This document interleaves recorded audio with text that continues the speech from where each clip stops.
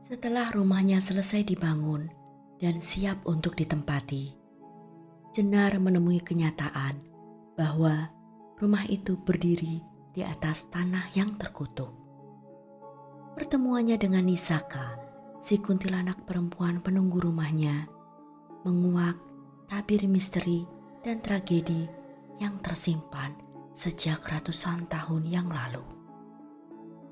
Selain Nisaka, ada juga Luhung, seorang pemuda yang mati akibat fitnah keji yang akhirnya menjadikan pemuda itu sebagai sesosok kuntilanak lelaki yang memburu para pembunuhnya.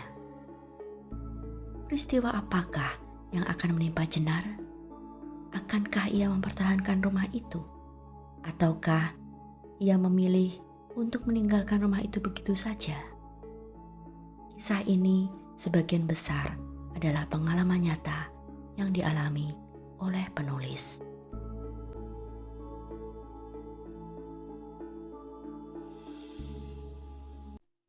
Bagian ketiga, Arwah Prajurit Jepang. Tiba-tiba terdengar suara rintik hujan lagi. Jenar menghela napas. Ia khawatir. Hujan deras dan angin kencang di tengah malam selalu membuatnya ketakutan bila genteng-genteng rumahnya melayang. Karena tak ada bangunan lain yang bisa menghalangi hempasan angin dari arah laut. Itu sebabnya rumah-rumah yang terletak di bagian barat deretan perumahan mudah hancur dan gentengnya terlepas karena tak ada penghalang. Semoga nggak hujan deras dan mati lampu ya, Bu, gumam Mayang. Jemarinya masih sibuk menggambar suatu bagan mesin yang Jenar sama sekali tak mengerti. Pensil, penghapus, jangka, dan penggaris bertebaran di atas buku gambarnya. Ibu akan menyiapkan lilin. Jenar bangkit ke dapur dan kembali dengan 4 batang lilin yang sudah tertancap di dalam gelas-gelas kecil. Sudah hampir jam 11 loh, besok sekolah. Mending kamu tidur sekarang. Tugasnya lanjutin besok saja. Oh ya, besok kan hari Jumat. Seragam praktikmu sudah disetrika kan? Tanya Jenar beruntun. Aku belum ngantuk, Bu. Sudah biasa begadang ngerjain tugas. Ibu tidur saja dulu kalau sudah ngantuk. Seragamku sudah aku setrika di indekos. Besok pagi ganti baju dulu ke sana sebelum berangkat ke sekolah. Oh iya. Belum selesai kata-kata Jenar. Tiba-tiba listrik pun padam. Yah! Mayang berseru keras. Ia kesal karena tugasnya belum selesai dikerjakan. Tak ada pilihan lain, ia harus mengemasi peralatan sekolahnya. Mereka berdua menggosok gigi dan buang air kecil bergantian di kamar mandi di dekat tangga, lalu bersiap untuk tidur. Diterangi cahaya sebatang lilin yang tak terlalu terang, mereka berbaring sambil mengobrol di atas tempat tidur. Karena tak bisa menghidupkan AC, terpaksa Jenar membuka sedikit pintu kamar tidur agar tak terlalu pengap. Ibu, kayaknya plafon itu rusak deh. Aku takut kalau jebol waktu aku tidur. Tunjuk Mayang pada sebuah plafon yang berjamur tepat di atas kepalanya. Iya, sebentar lagi kan ada tukang yang datang untuk renovasi. Nanti kita nggak pakai plafon asbes seperti itu lagi kok. Nanti langsung didak semen. Aku mau pindah posisi saja, Bu. Takut tiba-tiba plafon itu jebol menimpa kepalaku. Mayang menarik bantalnya, lalu memutar tubuh dengan posisi kepala yang semula di utara, kini berada di selatan. Jenar pun akhirnya memindahkan posisinya agar bisa menghadap ke arah yang sama. Namun sialnya, posisi seperti itu jadi membuatnya menghadap ke arah kamar mandi yang terletak di ujung kakinya. Sedangkan Mayang hanya menghadap ke tembok. Jenar berusaha melupakan kejadian sore tadi dan mengabaikan rasa takutnya. Mayang masih mengoceh segala macam, tentang sekolah, tentang kawan-kawannya di tempat indekos, maupun tempatnya praktek lapangan di sebuah bengkel resmi merek sepeda motor ternama. Jenar mendengarkan dengan mata terpejam. Sesekali ia menimpalinya. Di sela obrolan, tiba-tiba Jenar teringat akan sesuatu. "Dok, pintu garasi dan pintu depan tadi sudah dikunci belum ya?" Seketika Mayang menghentikan bicaranya. Sepertinya belum, Bu. Tadi kan cuma masukin sepeda motor, lalu pintu ditutup gitu aja." Jenar menyibakkan selimut dan turun dari tempat tidur. Mayang mengikutinya. "Sepi sekali ya di luar, gelap gulita."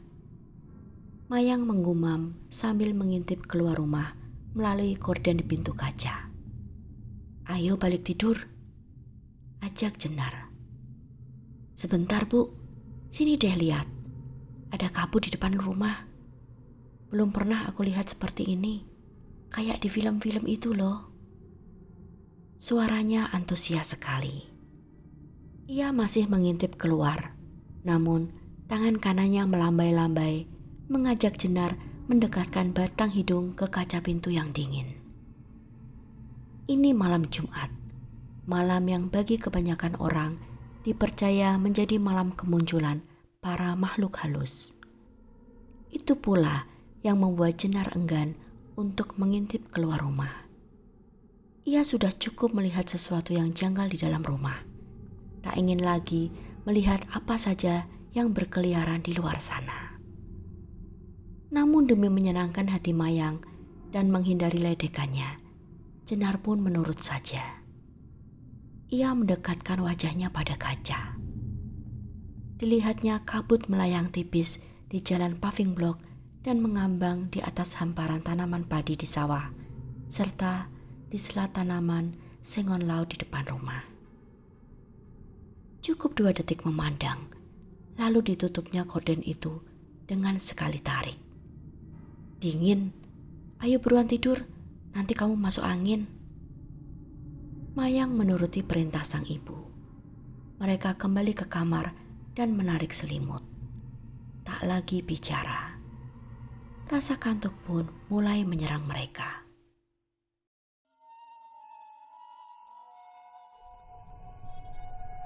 Jenar merasa masih setengah sadar saat mendengar sesuatu yang ganjil di luar selain suara rintik hujan. Suara itu seperti suara logam yang sedang diseret. Bergemerincing tapi berat. Jenar memasang telinga, menduga-duga apa itu. Mayang mengeliat, membalikkan tubuh menghadap Jenar. Dalam keremangan cahaya lilin yang masih sepertiga batang, ia berbisik. "Suara apa itu, Bu?" Jenar meletakkan telunjuknya di bibir, memberi isyarat bagi Mayang untuk diam. Suara itu terdengar lagi. "Ada orang yang masuk rumah kita kah?" Tanyanya lagi. Kali ini matanya menatap nyalang. Jenar masih mendengarkan dengan seksama. Bukan di dalam rumah. Suara itu berasal dari jalan depan rumah. Atau dia berusaha untuk masuk rumah kita?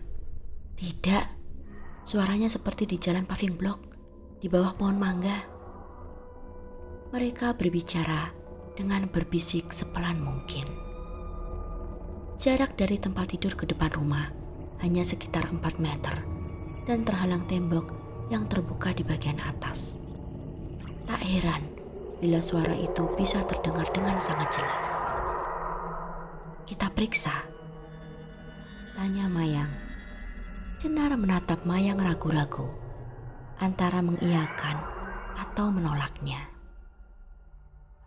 Akhirnya Jenar pun menyerah. Ia membungkus tubuh dengan selimut, lalu mengendap-endap ke pintu depan. Disingkapnya sedikit gorden di bagian sudut. Mayang menyusul di sebelahnya, mencoba menyingkap gorden lebih lebar. Gelap gulita di dalam dan di luar rumah. Namun dalam beberapa detik kemudian, mata mereka jadi terbiasa. Hujan masih turun rintik-rintik. Kabut masih mengambang di udara. Bayangan dahan pohon sengon laut bergoyang ke sana kemari diterpa angin. Lalu, suara gemerincing itu terdengar lagi. Ada sesuatu yang bergerak, tapi mereka tak bisa melihatnya karena letaknya di tembok samping depan rumah. Mungkin anjing yang lepas, Bu. Rantainya masih tersangkut di lehernya. Memang, mereka sering melihat anjing liar maupun yang ada pemiliknya berkeliaran di sekitar lingkungan rumah mereka. Sebelum sempat menjawab, Mayang sudah membuka pintu dan berdiri di teras rumah. Mau tak mau, Jenar pun menyusulnya. Ia menggigil saat gerimis menyambut tubuhnya. Namun, lebih menggigil lagi saat melihat apa yang membuat Mayang terpaku. Di jalan paving block di depan rumah mereka, terlihat seorang lelaki pribumi dengan tubuh separuh telanjang dan hanya mengenakan celana pendek compang-camping sedang merangkak-rangkak. Di kakinya terkait cincin logam dengan rantai yang besar dan menghubungkan kedua pergelangan kakinya. Lelaki itu mengerang-erang kesakitan. Beberapa kali ia terbaring tengkurap karena kelelahan. Di hadapannya, sekitar 2 meter dari tubuh lelaki itu, seorang lelaki lain berseragam prajurit Jepang sedang menodongkan pedangnya ke arah lelaki itu. Mereka berdua berbicara menggumam, entah dengan bahasa apa. Tampaknya, si prajurit Jepang memaksa lelaki itu untuk terus bergerak dengan menyeret kakinya. Saat kabut tersingkap, terlihat dengan jelas lengan kanan lelaki itu tampak buntung, terpotong rapi, seperti ditebas dengan pedang. Jenar miris melihat pemandangan itu. Mayang pun tak mampu berkata-kata. Tiba-tiba saja, sosok prajurit Jepang itu memutar kepalanya ke arah mereka. Lalu, ia berteriak keras dalam bahasa Jepang sambil mengacungkan pedangnya. Spontan, Jenar menarik tangan Mayang hingga tubuhnya menghantam kusen pintu. Ia seperti baru tersadar. Dengan panik, Jenar segera menutup pintu dan menguncinya double. Lalu, diseretnya Mayang ke ruang tengah. "Apa itu tadi, Bu?" Mayang masih syok dan kebingungan. "Sudah, diam. Ayo kita masuk kamar, tutup pintu. Besok kita ke rumah Mbah." Saat mereka sudah berada di dalam kamar, Jenar tetap waspada. Namun, suara gemerincing logam itu kini tak terdengar lagi.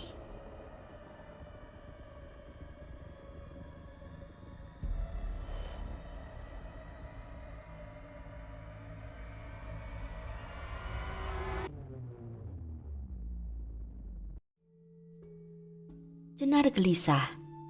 Hingga lewat tengah hari, belum ada kiriman material dari Mas Amang. Mayang sudah pulang dari sekolah dan harusnya mereka segera berangkat ke rumah Ibu Jenar. Panggilan telepon Jenar langsung diangkat oleh Mas Amang. "Maaf Mbak, pasir sedang langka. Terpaksa aku ambilkan dari kota yang agak jauh.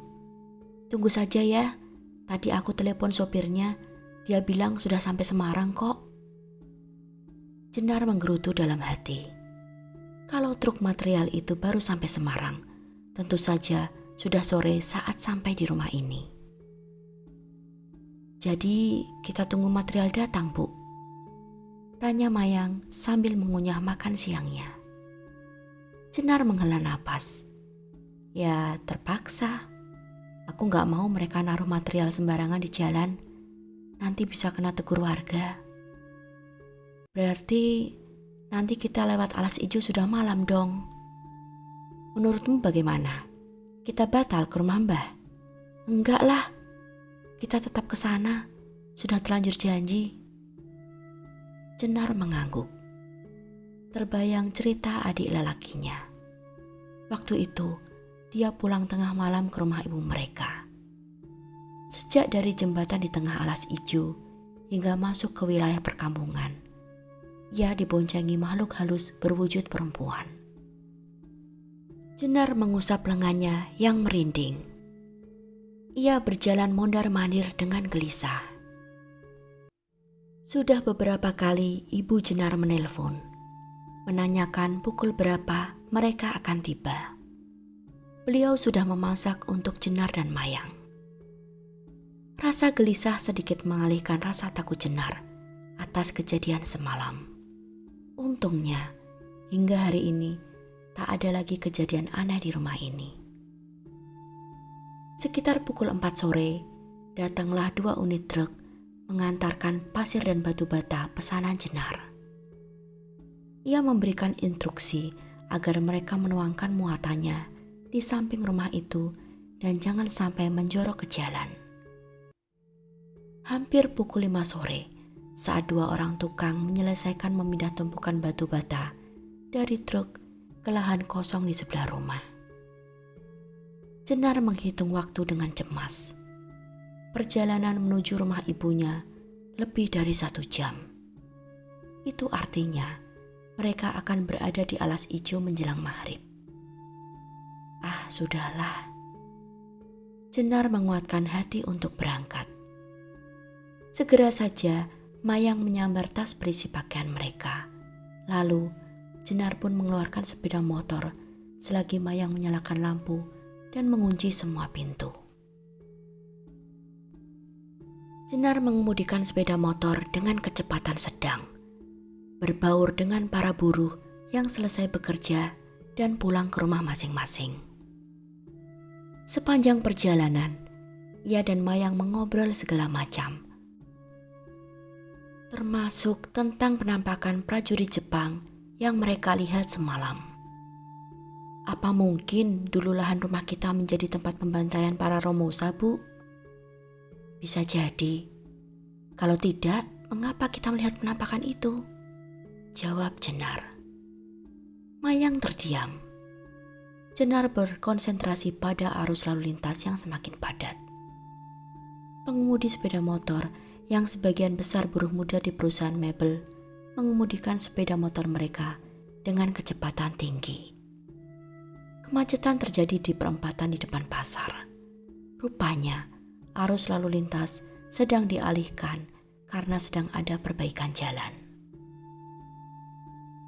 Jenar membelok ke arah kanan, melewati area persawahan dan pedesaan.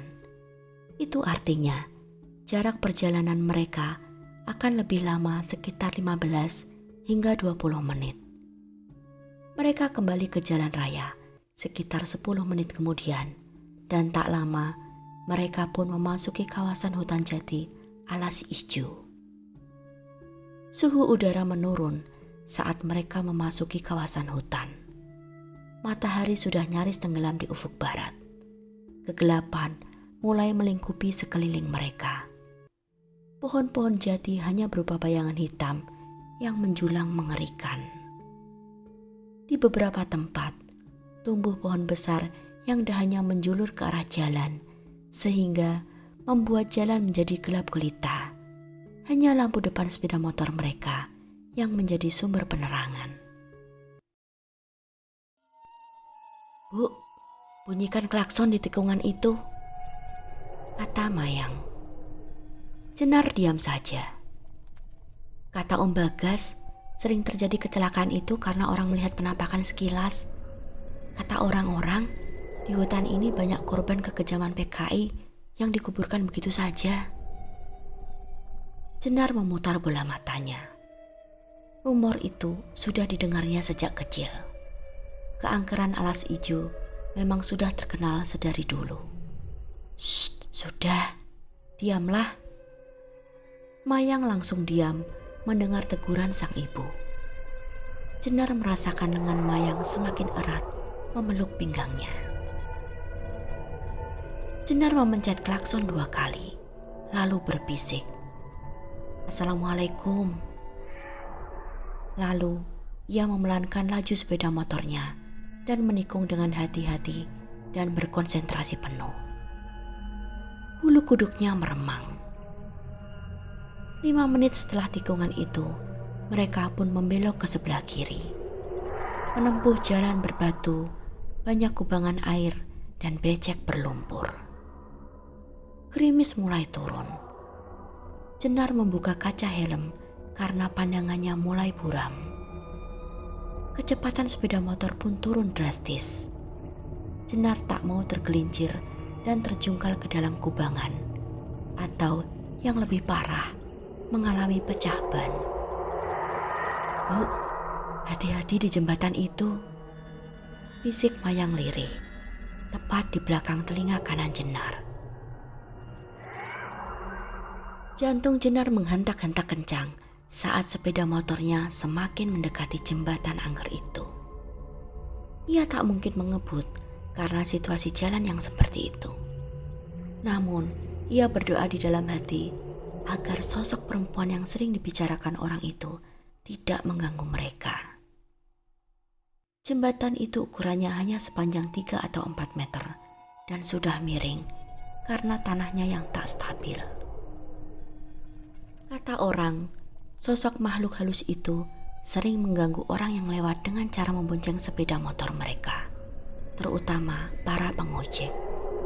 Atau biasanya ia hanya duduk di jembatan itu dengan menggoyangkan kaki sambil tertawa cekikikan. Jenar bergidik dan menggelengkan kepala kuat-kuat, mengusir fantasi itu dari kepalanya. "Hujan, Bu, mau pakai jas hujan?" "Enggak, aku gak mau berhenti, tanggung, sudah hampir masuk desa," tolak Jenar. Mereka melewati jembatan itu. Aman, tak terjadi apa-apa. Jenar menghela napas lega. Namun, baru saja ia merasa senang. Tiba-tiba, dari arah kiri mereka terdengar tawa cekikikan yang keras, tepat di telinga Jenar, disertai angin dingin yang seakan melintas. Tubuh sebelah kiri Jenar terasa amat dingin. Seketika ia menjerit. Mayang terkejut. "Apa itu, Bu?" teriaknya panik. "Baca doa yang kencang, Dok." Jenar mendengar Mayang membaca ayat kursi keras-keras, sementara Jenar berzikir sambil susah payah menstabilkan sepeda motor yang nyaris oleng karena genggamannya yang licin dan basah. Untunglah makhluk itu tidak menampakkan diri atau menghadang mereka. Beberapa menit kemudian, mereka memasuki desa. Jalan mulai mulus beraspal. Meski hujan masih turun, tapi Jenar merasa gerah di balik jaketnya. Ketakutan tadi memompa adrenalinnya, memeras keringatnya. Ia merasa sangat lemas. Ibu Jenar membuka pintu dan menyambut mereka. Jenar menuntun sepeda motornya dan memasukkannya ke samping rumah. Mereka berganti pakaian, sholat, lalu makan. Selama makan, Mayang bercerita kepada nenek dan nenek buyutnya bahwa barusan mereka diganggu oleh makhluk penunggu jembatan itu. "Lain kali jangan lewat situ setelah maghrib. Untung dia tidak sampai bikin kalian celaka," nasihat Bumar, Ibu Jenar.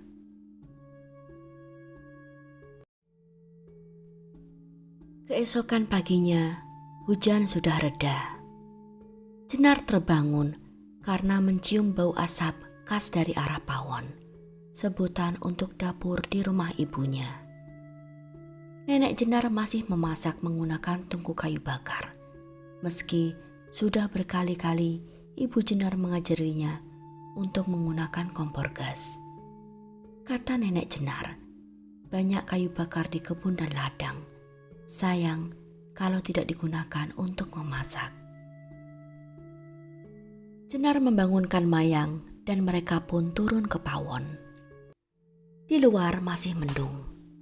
Pawon tampak remang-remang. Hanya mendapat pencahayaan dari lampu bohlam 5 watt dan api dari tungku. Nenek Jenar sedang mengaduk nasi di atas dandang, sebutan untuk panci yang berukuran besar. Ibu Jenar sedang memarut kelapa. Mereka mendongakkan kepala dan tersenyum saat Jenar dan Mayang menuruni tangga pendek dari rumah utama menuju ke dapur yang masih berlantai tanah. Jenar memandangi sekeliling dapur ini. Masih sama seperti terakhir kali mereka berkunjung, hampir setahun yang lalu. Bumar tinggal di rumah ini bersama Mbah Yah, Nenek Jenar, sejak beliau bercerai dengan ayah Jenar beberapa tahun lalu. Dinding dapur berupa potongan papan tak beraturan yang berasal dari belahan batang kayu yang dipaku begitu saja. Atapnya genteng tanah liat. Peralatan memasak dari tanah liat ditata bercampur dengan aluminium di rak kayu. Bawang merah dan putih digantung di para-para. Jagung bertumpuk di atas amben, sebutan untuk dipan bambu, masih dengan kulitnya yang mulai mengering. Di sudut dapur terletak puluhan butir kelapa dan 2 butir buah nangka berukuran besar yang setengah matang, hasil kebun dari nenek mereka. Tepat di sisi luar pintu dapur diletakkan kayu bakar yang ditumpuk hingga setinggi atap. Jenar meraih dingklik, sebuah bangku kecil yang pendek yang terbuat dari kayu. Lalu ia mendekat ke tungku sambil mendorong kayu bakar dan meniupnya dengan menggunakan semprong atau potongan bambu agar apinya tetap menyala. Rasa hangat dari tungku merambati tubuhnya. Sana kalau mau sarapan dulu, Nduk. Ada sayur lodeh di panci, lauknya ikan di para-para. Mbah Yah menunjuk panci di atas tungku, berjejer dengan dandang dan para-para. Nanti saja, Mbah, belum terlalu lapar, jawab Jenar. Saat mereka sedang asik mengobrol, tiba-tiba saja terdengar sapaan Pak Dewarso di ambang pintu dapur. Wah, ada Cah Ayu datang. Kapan kalian sampai? Tanya beliau dengan suara menggelegar dan tersenyum lebar. Jenar bangkit dan menyalaminya. Mayang meniru sang ibu. Pak Dewarso masuk ke dapur Mbah Yah dan duduk di amben di sebelah Bumar. Makan sana, So, kata Mbah Yah. Pak Dewarso menolak. Ia sudah sarapan di rumah. Letak rumah Pak Dewarso di bawah rumah Mbah Yah. Meski bukan saudara, tapi mereka sangat dekat dengannya. Lelaki paruh baya itu seorang pedagang sapi. Orang sering memanggilnya dengan sebutan Warso Blante, yang artinya Warso si pedagang hewan. Ada kopi, Mbah? Tanyanya pada Mbah Yah. Mbah Yah membuatkannya kopi yang bercampur gilingan jagung, lalu menyeduhnya dengan air panas di dalam gelas besar bergagang. Pak Dewarso meniup-niup dan menghirup kopinya dengan nikmat. Bagaimana kabarmu, Nduk? Sudah menikah lagi atau belum? Tanyanya disusul dengan tawa terkekeh, memamerkan gigi-giginya yang menghitam. Belum, Pak De, jawab Jenar dengan santai. Ia malas menjelaskan lebih jauh. Lelaki itu masih menanyai Jenar di mana ia bekerja dan tinggal. Kali ini Jenar tertarik untuk menanyainya tentang Jatipati. Mbah Yah, Bumar, dan Pak Dewarso tampak terhenyak saat Jenar bercerita tentang penampakan prajurit Jepang dan tawanannya yang tadi malam ia dan Mayang lihat di depan rumah mereka. Kamu itu sembrono. Kenapa dulu membeli lahan dan sampai membangun rumah di lahan itu? Tergah Pak Dewarso. Jenar diam sejenak, tak tahu harus menjawab bagaimana. Apakah aku perlu berdiskusi dengan orang lain terkait rencanaku untuk membeli lahan dan membangun tempat tinggal? Pikir Jenar. Pak Dewarso seperti mendengar pertanyaan yang hanya Jenar ucapkan di dalam batinnya. Seandainya dulu kamu berdiskusi denganku, pasti aku melarangnya dan membantu mencarikanmu lokasi lain, Duk. Memangnya kenapa dengan lahan itu, Pak De? Tanya Jenar penasaran. Ia memutar dingkliknya. Kini, ia duduk menghadap Pak Dewarso.